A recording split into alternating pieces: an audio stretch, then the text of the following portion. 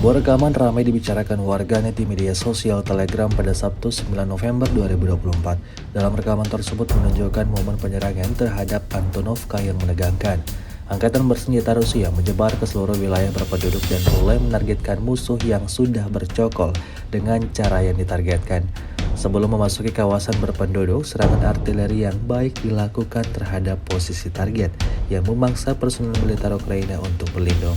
Karena musuh terlokalisasi di tempat perlindungan, pasukan Rusia bergerak melalui jalan-jalan tanpa masalah dan langsung mengepung musuh di tempat. Segala tindakan prajurit Rusia disertai dengan pengendalian dan koordinasi situasi dari udara.